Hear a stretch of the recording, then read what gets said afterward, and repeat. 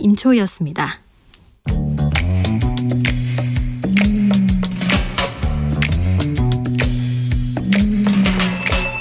오늘의 정치권 상황 깔끔하게 정리해드립니다. 여당 야당 크로스 최가박과 함께 최가박당. 여야 최고의 파트너 두 분 모셨습니다. 최영두 국민의힘 의원 어서 오세요. 네, 안녕하십니까. 박성준 더불어민주당 의원 어서 네, 오세요. 안녕하세요. 수신료 분리징수 시행령 국무회의 의결 끝났고요. 대통령이 리투아니아에서 제가했습니다. 속전속결이네요. 최영두 의원님.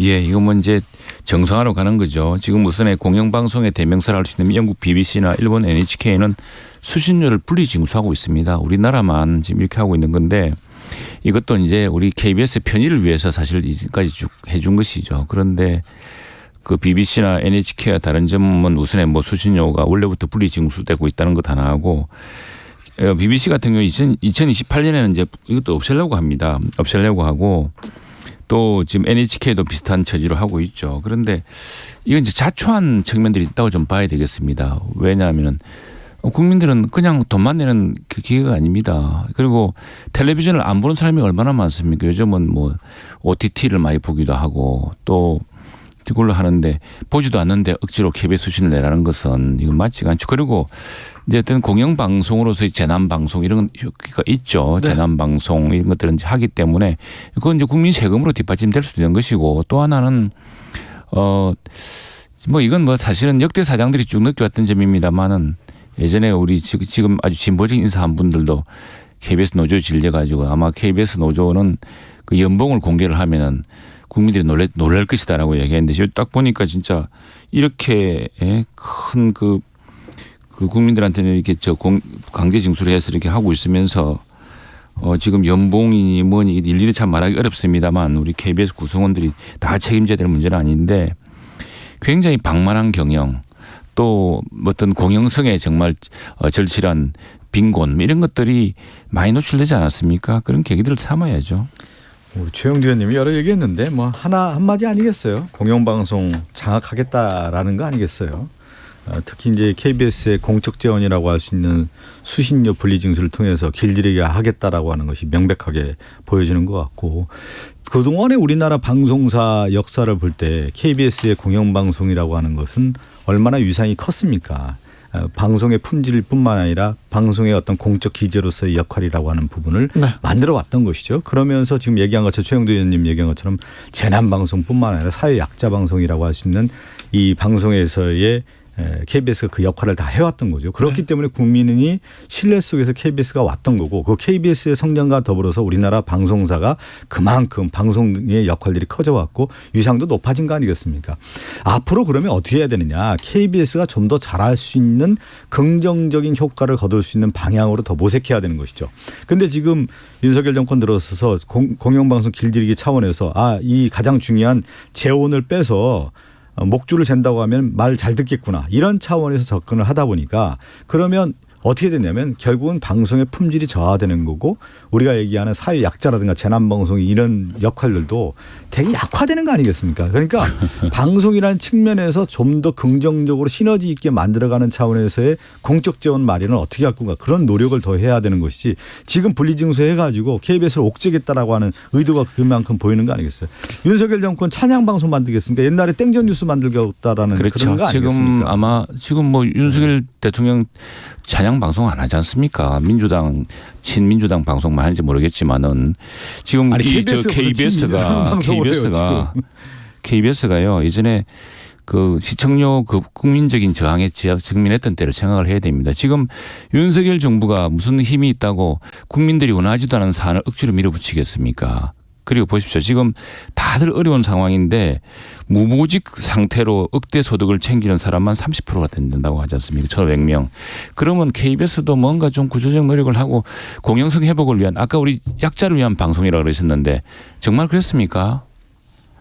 그렇지 않다고 저는 생각합니다. 지금 국민들이 상당수가 이 KBS 공영성 문제를 제기하고 있고 또 뭐 아무튼 그 수신료를 강제 징수한다는 것, 한전에 전력료 붙인다는 자체가 KBS 편의를 위한 것이고 우리가 최소한의 그런 것들을 믿었기 때문인데 지금 국민들이 이렇게 엄청난 재원이 6천억 중에 예.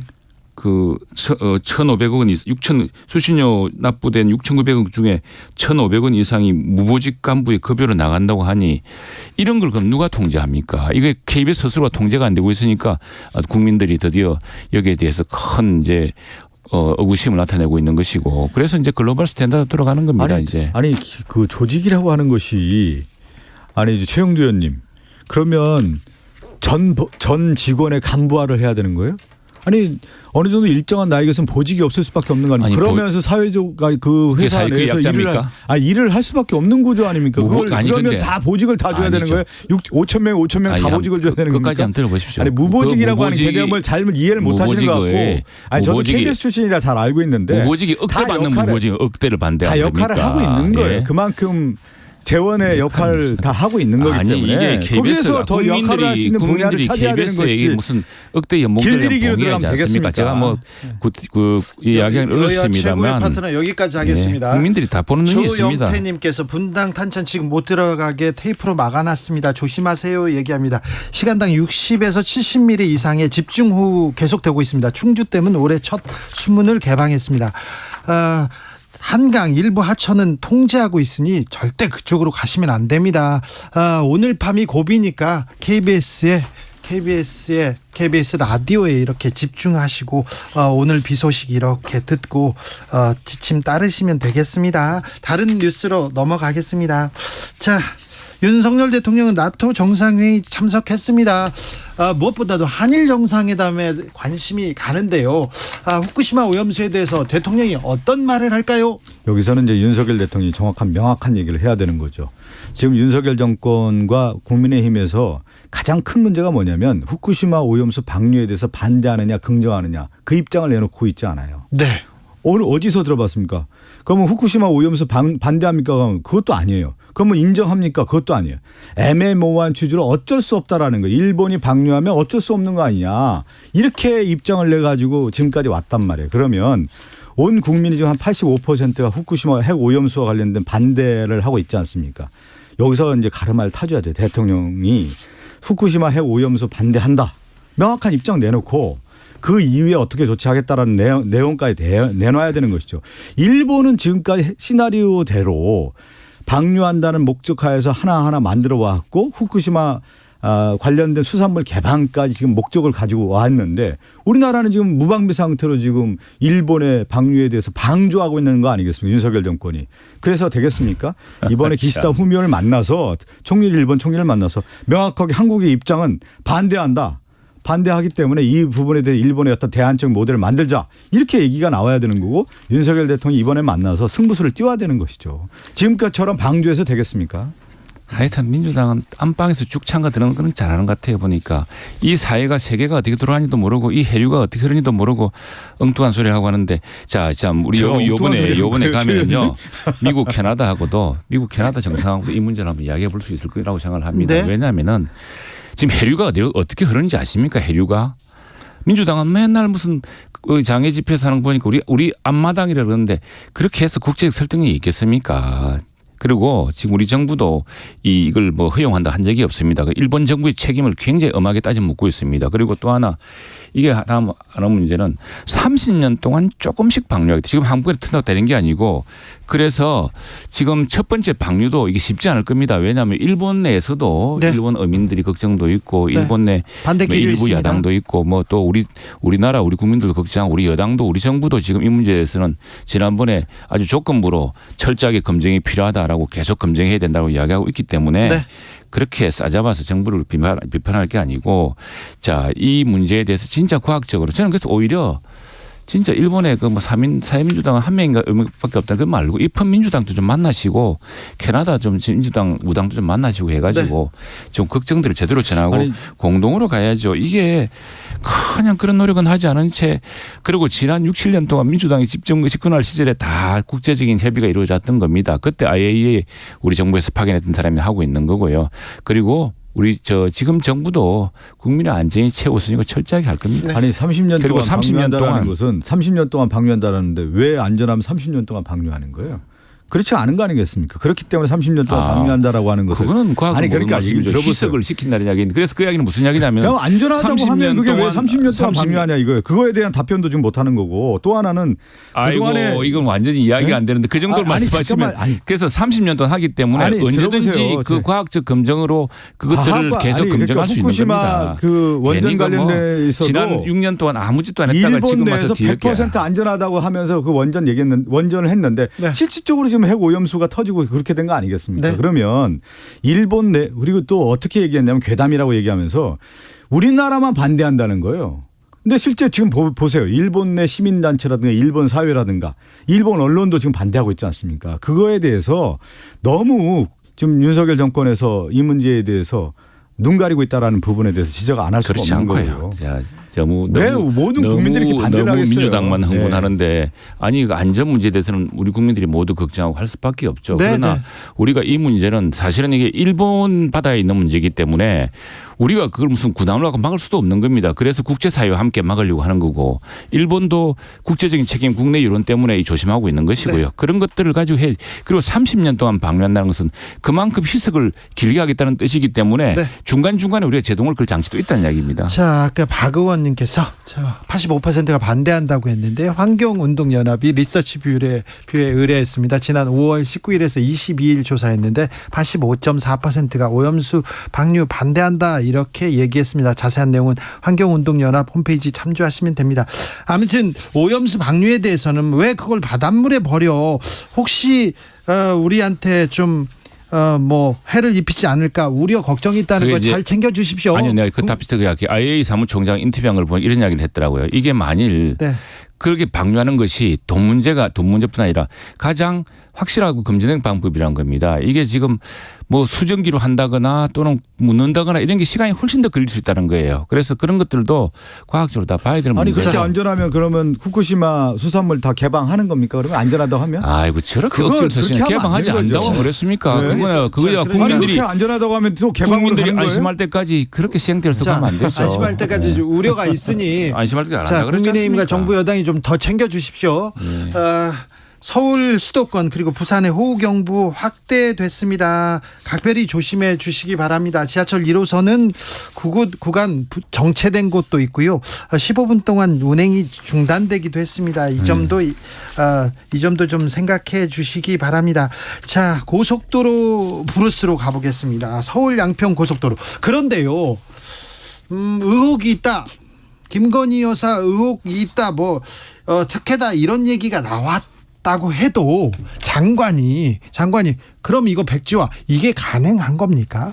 장관 입장에서 얼마나 답답했겠습니까? 그리고 이 문제는 그래서 백지화를 해서 원점에서 재검토하겠다는 뜻일 수 있는 거고. 네. 아니, 자, 이걸 갖다가 원래 이거 지금 따지고 보니까 민주당에서도 이렇게 바꿔달라 그랬고 민주당의 무슨 군수는 어떻고 저떻고 지금 여러 내막이 나오는 거 아닙니까? 그리고 민주당 양평 군민들의 청원도 있었고 그런 걸 모두 있어서 아마 국토부가 이렇게 검토한 모양인데 그러면 수정안을 하면은 민주당이 가만히 있겠습니까? 또 그리고 또 그렇다고 다시 원안으로 가면은 민주당이 급봐라 그럴 거죠. 그러니까 이게 진퇴양난해서 사실 그 불가피하게 장관이 내린 결정이라고 봅니다 저는. 그리고 네? 그 결정 과정에서 정말 민주당이 대우각성해서 그렇게 할 게 아니고 말이야 이건 주민 의견대로 하자 그러면 또 그게 따라가는 거죠 또. 아니, 손바닥으로 좀 하늘을 가리려고 해서 좀 걱정이고 또 하나는 물타기를 해요 항상. 의혹이 있으면 의혹의 본질을 가서 그 문제를 해결해야 되는 건데 네. 다른 지역적인 문제를 가지고 그 문제를 덮으려고 하는 전형적인 프레임 전환 전략을 쓰고 있는데 국민들이 그거 다 알고 있습니다. 국민들이 다 압니다. 오늘 보세요. 이 문제의 핵심은 뭡니까? 몰아씌우지 마세요. 예. 아니, 핵심은 뭡니까? 어느 날 갑자기 예비 타당성 조사까지 다 끝나고 모든 것이 다 결정된 사안에 대해서 어느 날 정권이 바뀌고 지방선거 이후에 이 종점 변경안이 나왔다는 거 아니겠어요? 근데 종점 변경안이 나왔는데 왜 종점을 바꾸고 했느냐라고 하는 근거도 못 되는 거예요. 의혹이 제기되고 보니까 갑자기 원희룡 장관이 백지화선을 했다. 이 백지화선을 하는 것 자체가 뭐냐면 의혹이 있다라고 하는 게 스스로 인정하는 꼴이 된 거란 말이에요. 그리고 나서 뭐냐면 이 전략이라는 게 분명히 보여요. 어떤 전략이 보이냐면 백지화하고 원점에서 재검토하겠다라는 건 뭐냐면 네. 결국에 강상면으로 가겠다라고 하는 하나의 일관된 전략이 나오는 거란 말이에요. 지금 이거 봤을 때 전형적인 꼼수 전략이에요. 그러면서 물타기 하면서 다 덮어씌우게 하려고 하는 전략이기 때문에 이것은 물타기 됩니까? 지금 아니 지금 물타기 하고 있잖아요. 아니 왜 그러냐면 잘 보세요. 제가 하나만요. 아니 잘 들어보세요. 양평군의 강상면 주민이 훨씬 많답니다. 제가 잘 많아서 그 주민들 의견을 따로 그리고 이게 무슨 종점하고 관계 있습니까? 최영두 의원님 한번 들어보세요. 최영두 의원님 마산 출신이잖아요. 맞아요. 마산에 축구장 5개 토지를 누가 삽니까? 그럼 김건희 여사 일가가 축구장 5개 부지를 다 사놓은 거 아니겠습니까? 아니, 마산을 어떻게 보시고? 예를 들면 마산에 지금 우리가 테슬라도 유치하려고 하는데 예를 들어 산 개인이 그렇게 삽니까 땅을? 개인이 따서 그렇게 오랫동안 그렇게 해서 토지 바꾸고 형질 바꾸고 필지 바꾸면서 그러면서 사실 부동산 거의 투기에 가깝게 행동을 해왔던 것들이 다 드러나고 있는데 누가 그렇게 합니까? 갑자기 그걸. 앞뒤를 맞춰갖고 신문 오래붙이가 하던 식으로 그렇게 하지 않죠. 마시고요. 누가 그리고 이 땅도 5개의 땅을 누가 사놓습니까? 그 말씀하신 그 땅이 분기점에 있다는데 분기점 아래로 저 밧줄 타고 오르락내릴까 합니까? 아니면 그 엘리베이터가 있습니까? 분기점하고 그게 무슨 관계 있습니까? 분기점하고 IC를 모르십니까? 뭔지. 그러니까 종점으로 가게 된 것은 핵심을 자꾸 벗어나지 말고 핵심이 그거죠. 핵심을 벗어나지 마세요. 노선 변경이라는 것은 결국은 가보셔서 주민들 이야기를 들어보십시오. 노선 변경이라고 하는 건 결국은 그 땅에 그리고 그 양평의 민주당 개날 군수 또 민주당 의원님들이 이전에 어떤 청원을 하셨는지 한번 살펴보세요. 자, 그래서요. 국토교토부의 해명이 얼마나 어설픕니까? 이게. 그래서 고속도로가 나기로 했어요. 근데 갑자기 노선이 바뀌면서 지금 이 논란이 시작됐잖아요. 국토부가 바꾸자고 했습니까? 양평군이 바꾸자고 했습니까? 주민이 바꾸자고 했습니까? 아니면 보이지 않는 손입니까? 그리고 지금 보면은 국토부의 해명이 좀 오락가락하고 있잖아요. 양평군의 요청에 의해서 바꾸겠다고 했는데 그것이 거짓으로 드러난 거고 실제 국토교통부가 드러났잖아요. 양평군의 요청이 아니라는 거 아니겠습니까? 양평군이 이미 끝나서 양서면이 되는 거 다 알고 있었는데 어느 날 갑자기 국토교통부가 안을 내놓으라고 해서 그거에 대한 의견서를 냈다라고 하는 것이 지금 드러나는 거고 실제 그러면 국토교통부는 제가 그 얘기를 드는 거예요. 진실 규명이 어떻게 진실 규명 그러면 모든 예비 타당성 조사까지 다 끝난 그러니까 대부분 국책 사업이라고 하는 것은 출발점과 종점이 있는데 종점 변경안이라는 건 거의 없다는 거 아니겠어요? 노선에서 미세 조정은 있을지언정. 근데 이게 왜 그러면 종점 변경이 어느 날 갑자기 국토교통부가 내세운 거냐. 그 압력이 있었던 건지 왜 의사결정 그거에 대한 근거 자료가 무엇인지 그 국토교통부가 제대로 못 내놓은 거 아닙니까? 그러니까 갑자기 원희룡 장관이 백지화로 해가지고 이것을 정치 쟁점화로 바꾸려고 한 거 아니겠어요? 이 부분에 대한 근거가 제대로 설명이 없는 거죠. 그래서 한번 양평군에 가서 한번 사사지 보세요. 보시면 그런 말 할 수 없습니다. 그리고 이게 이제 양평군에 이제 양서면, 강상면 이렇게 있는데 그 주민들이 이 막상 이제 고속도로가 생긴다고 하니 처음에 몰랐던 주민들이 새로운 걸 그나야 제가 일일이 그걸 이야기할 필요는 없습니다만 국토부가 그 장관이 그러지 않았습니까? 공무원들은요 이게 잘못해서 이게 특히 이런 고속도로 노선 또 무슨 이런 SOC와 관련된 거는 잘못하면 감사원 감사로 공무원들 줄줄이 갑니다. 그래서 함부로 못해요. 그래서 주민들이 이건 이렇게 그리고 지금 국토부 해명에 따르면은 양평군이 양서면 외에 강상면도 종점 후보지로 추구 검토해달라고 요청해서 주민 의견을 수렴하는 중이었다는 거 아닙니까? 그런데 갑자기 민주당이 이제 이게 저기 뭐가 있네 해가지고 나들목과 분기점도 구분 못하고 마구 공세를 해야 되니까 지금 드디어 양평 군민이 화가 나서 정치는 빠지라는 거 아닙니까 지금.